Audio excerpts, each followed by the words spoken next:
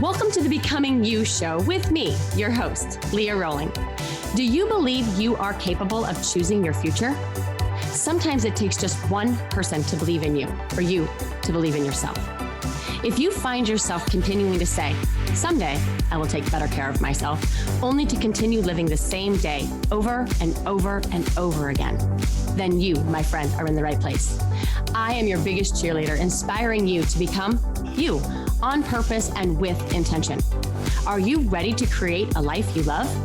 I'm excited to share with you some big ideas that you can use today to inspire, impact, and influence your life and everyone in it. The Becoming You show starts now.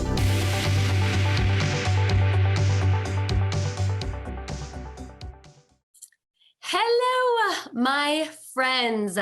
How are you? How was your week? I finally did not have a baseball hangover on Monday, so I was able to start the week strong and have a super productive and intentional week. We are continuing our conversation around living lighter today. Last week, we talked about our physical clutter, all of our stuff, of which our potential, our possibilities, and our life is buried under. Our potential purpose in life is buried under other clutter as well. Clutter that we might not assign as clutter, but no doubt impedes how we show up and how we live our life.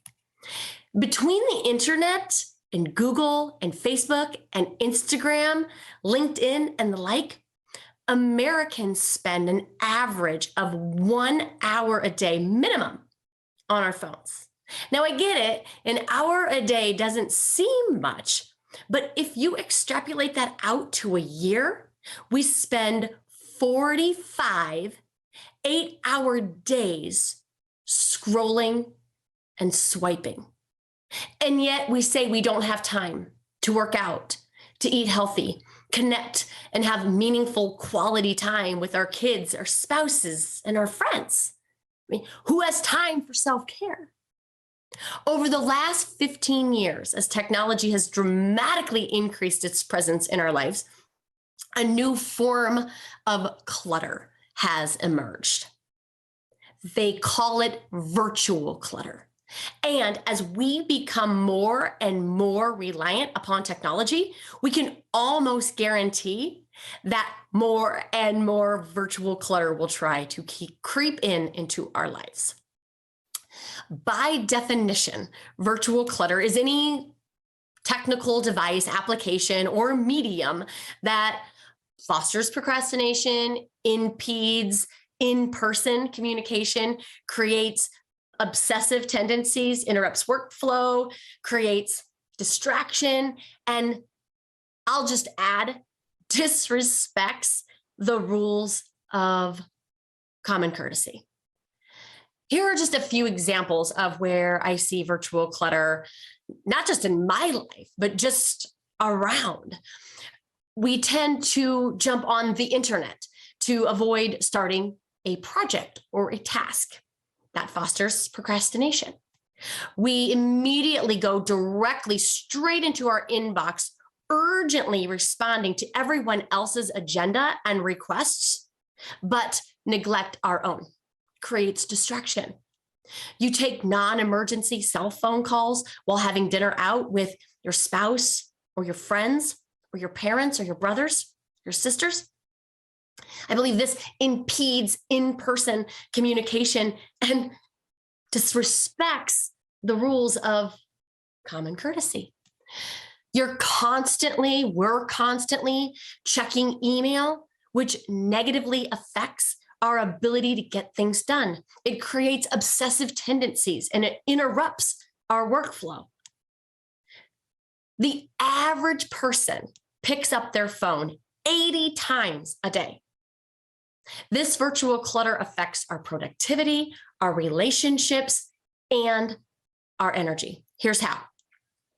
When we incessantly check our phones, our messages, our emails, our social media, etc., we distract ourselves from our life's work. When we shift state changes, we lose efficiency and effectiveness and therefore productivity. When we rely on our phone for literally everything, we disconnect our human need for connection with others. Think about it before GPS. We had to ask for directions. We had to rely on others. Now we rely on AI, artificial intelligence, which continues to disconnect ourselves from others and ourselves. We used to talk to people and ask questions about, you name it. What's your favorite chicken recipe? What programs are you signing up your kids for this summer? What are the best movies for my 8-year-old daughter to watch? How might you suggest I handle this or that? Now we just Google and Pinterest. We struggle to even have conversations anymore that are not about the news or weather or politics. We are social humans and we require that connection, and yet we suffocate ourselves in our virtual clutter. The average time spent on our phones is 4 hours a day. Now, I'm not trying to bash on the phone, right? Our phones allow us to connect and talk to people and track our loved ones on 360. There's many conveniences that are afforded, no doubt. But are we spending more time playing Wordle than connecting with our friends, real people? I'm guilty for sure. I just want you to be on to yourself. Are you present in your relationships, or are you buffering with your phone so that you can withdraw from this life, disconnect, numb out? And next time you find yourself reaching for your phone just randomly, even if it's just to touch the screen to see if you missed anything, I just want you to take note. What you might be missing out on is the right now in every moment. It affects our energy because every time we change states, meaning go from one task to another, we exert energy, and inefficiencies cost us. Inefficiencies exhaust us. Anytime you go from working on that project, that proposal, that email reply, and then shift directions to the buzzing of our phones, we experience what psychologists call state changes. It buzzed us that we had a text. It buzzed us when we had an email. It buzzed us for a phone call, a notification. Every buzz distracts us from being in the moment. And we feel compelled to answer the buzz, which 99% of the time is not moving your life forward, rather stalling it out. Want to be productive, more connected, and more energetic? You got to get a handle on your screen time. Maybe you set a goal for yourself. Maybe when you're working on your tasks or your projects or your deadlines, you put your phone in airplane mode so you're not distracted. We get 65 notifications a day on average. If your go-to response is to respond, how is that impacting your productivity? Speaking of productivity, high performers make productivity one of their habits. High performers are different than that of high achievers. Achievers have the accomplishment, but at a cost. The cost: burnout, overwhelm, resentment, stress, disconnection, poor health, and minimal joy. Performers, on the other hand, high accomplishing without the burnout, without the overwhelm, without the resentment and stress and disconnection. They accomplish massive results while having healthy relationships, healthy emotions, healthy perspective, healthy wealth, healthy bodies. And productivity is one of the keys to that level of success. And guess what type of clutter literally sabotages our best efforts in achieving it? Time. So I talked a little bit about virtual clutter, right? 1 hour a day people are spending on social media. 1 hour. 4 hours a day we're spending on our phone, messaging, emailing, texting, calling. That's 5 hours of time that we could get back if that time wasn't moving the needle forward for our life. Time is clutter. It's arguably one of the most precious resources as human beings. Yet how often does it get wasted or misused to the virtual clutter? That's why temporal clutter, which is clutter in our use of time and in our schedules, is one of the biggest offenders of all, especially in today's high, fast-paced world. By definition, temporal clutter is any cause, commitment, goal, project, or plan that does not support your highest good, your life's work, your core values, and your potential. It's important to note that only you can decide how your highest good is defined. So I gave you some examples of virtual clutter. I want to give you a couple of examples of temporal clutter so you can be on to yourself. Again, none of my podcasts are to put judgment out there. It's just to create some awareness of how we're showing up and offer up suggestions on how we can rewire the circuitry of our brains, become more habit-oriented in identifying places in our life that we could move the needle forward. So let me give you a couple of examples of temporal clutter. You have a difficult time prioritizing, so you're always running late. And perhaps this goes against your highest good because you hate the way you feel when you have to apologize for your tardiness, right? Or maybe it goes against your highest and or one of your core values or the golden rule, because by being late and wasting other people's time, you are not doing unto others as you would have them do unto you. You can't say no to anyone or anything. So you continually overcommit yourself and overstretch yourself. And perhaps this goes against your highest good, because when you say yes to everyone else, you say no to yourself, or maybe something that you want to do with your family.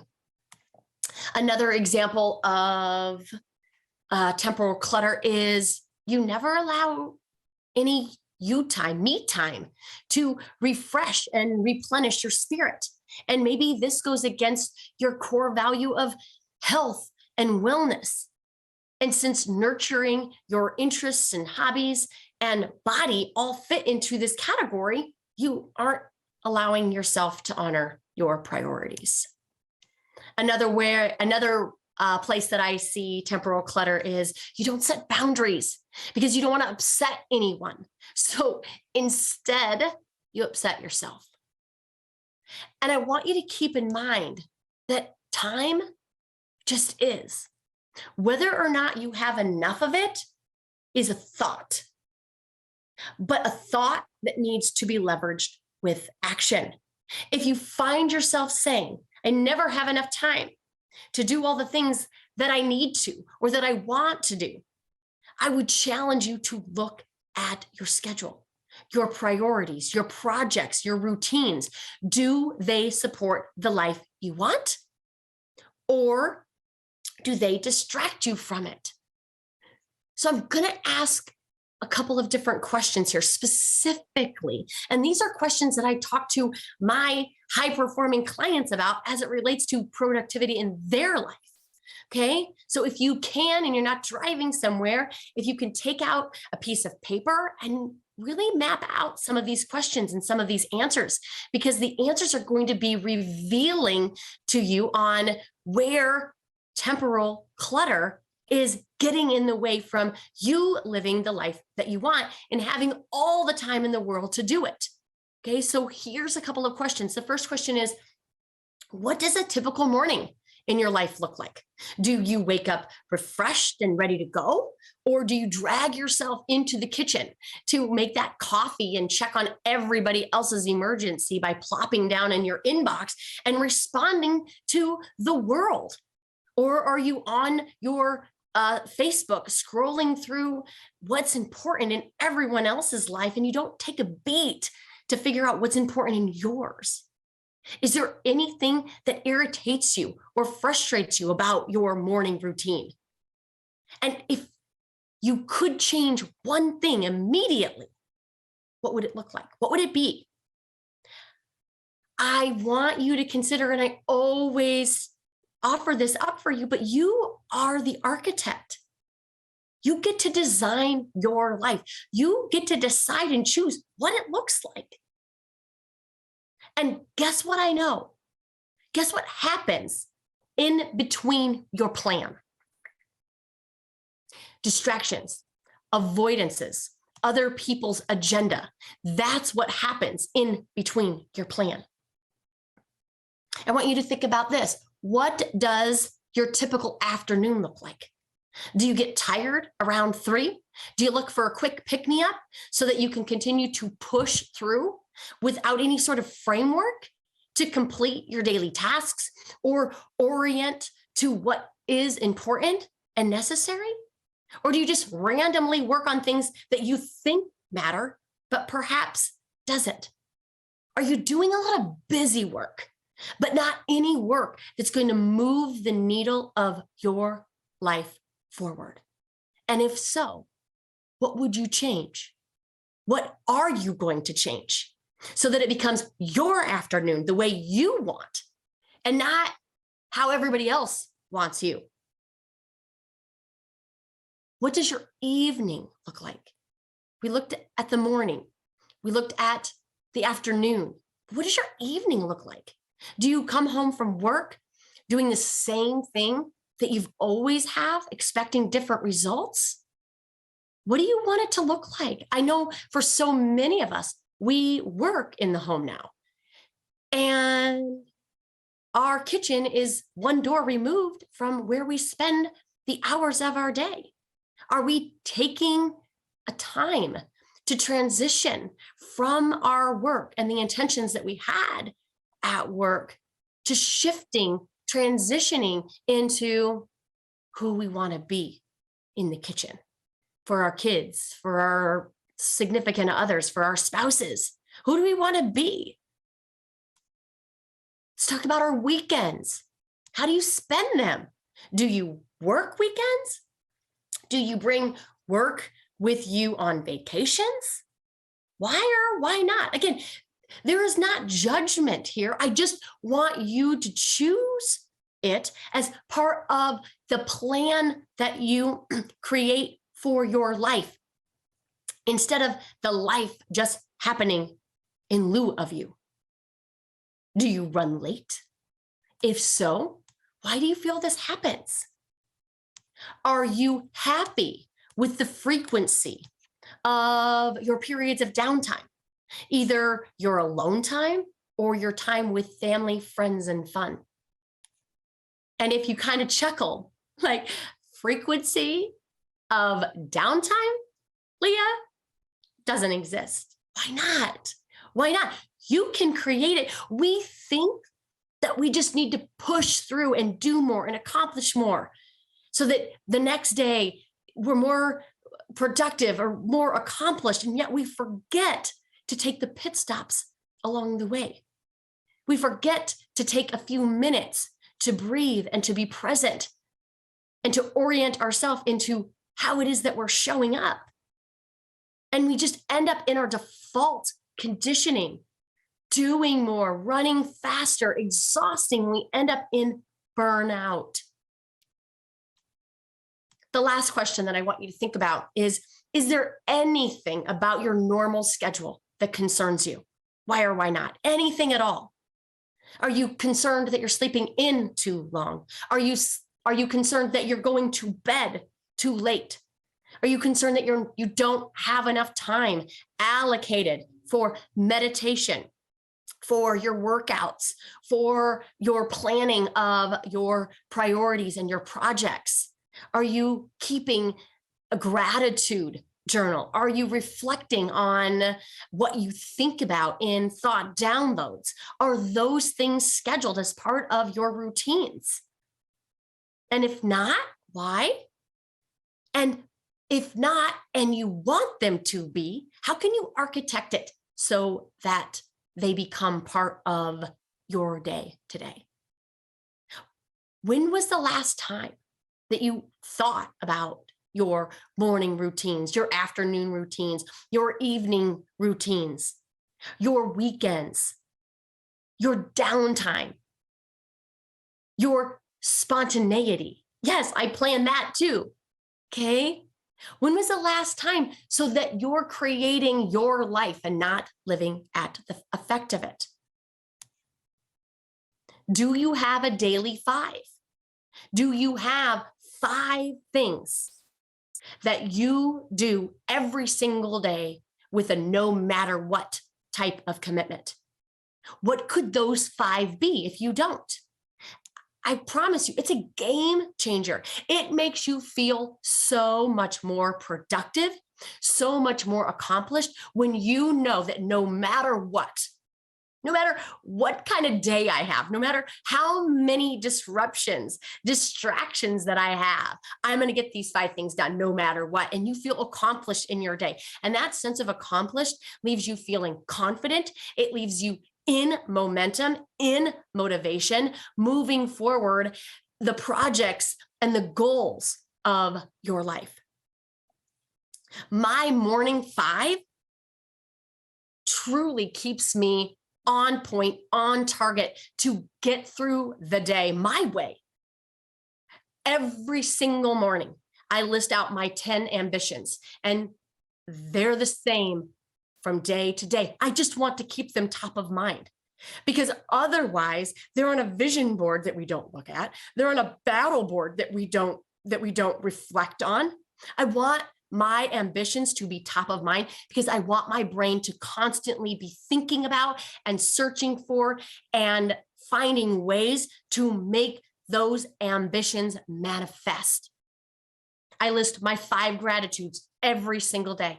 Every single day. People are like, do you ever run out of things to be grateful for? Never, ever. And sometimes, here's my gratitude hack. Sometimes if you're not really sure what you want to be grateful for, what you're grateful for, just start with the alphabet. Start with A's. What things or people starting with the letter A can you be grateful for today? What are they? Everybody can come up with 5 things that start with the letter A that they can be grateful for. And a gratitude practice is the single most researched way, and I say this a lot, to reorient your brain and to rewire it for hope. Okay? I list the 3 people that I'm going to reach out to that day. I write them down. And I make sure that I connect with them somehow, whether it's a call or a text or an email or a voice message or a video recording. I want them to know that I'm thinking about them. I also have my word of the day. And that's something that my kids and I have done for quite a while now. We talk about each other's words. And so then at the end of the day, we can ask each other, how did your word go? Did you live it? Did you live into it? Did it become an expression of how it is that you showed up? It gives purpose and meaning to your day. And I find when we don't have that, so oftentimes we just kind of live in Groundhog's Day. And then the last thing I do is my workout. And my workout changes, but I try to get some movement in every single day, because I know that when I do, it reorients my brain to choose things for my life that matter. When I work out, I am way better committed to taking my supplements. I'm way more committed to drinking the water that I want. I'm way more committed to eating foods that fuel my body instead of make me tired and maybe don't necessarily agree with my body. I'm way more apt to go to bed early. It just orients my brain that I matter. Those are the 5 things that I do every single day. And they're such habits that I don't even really think about them, right? I also do some daily 3s throughout the day. That's always my morning workout. But these would be kind of my afternoon 3s. They matter to me. I either contemplate and meditate, visualization, whatever you want to call it. But I need some parasympathetic time to restore my energy for my family, right? My transition from my office to my kitchen, it's a door frame. I need to reorient my energy so that I have it for my kids and for my spouse. Okay. And the last 2 things that I do generally at the end of the day is I consume something. I read, I listen to a podcast, I do some coursework, and I create is the 3rd thing. I contemplate, I consume, and I create. I write, I journal, I video. That kind of helps me transition from my work mode into my mom mode. Okay. And then my bedtime 3s, this gets me the best sleep is 3 hours before I go to bed, no food. Okay. 2 hours before I go to bed, no work. 1 hour, no screen time. These are just things that I have set up so that my life is mine. It doesn't mean that I don't have distractions throughout the day. Of course I do. But if I didn't have these things set up, if I didn't have my morning 5 and my daily 3 and my sleep 3, I would kind of just live at the effect of my life. So how are you setting up your day, your weeks, your months? How do you know what you're doing week to week? That's why I love assigning my month projects. And then under each project, I like having 3 to 5 tasks under each project to allocate to the blocks of time in my planner. If we don't know the projects that we want to move forward for our goal, how will we ever meet our goal? We won't. Our goals require our attention. Our allocating these tasks into 3 daily time to do the priorities that are going to move that project forward, that project that's in alignment with your goals. And if not, could you commit to getting a better handle on your schedule?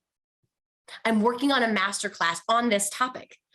Our schedules, our stress, and how to optimize the one and minimize the other.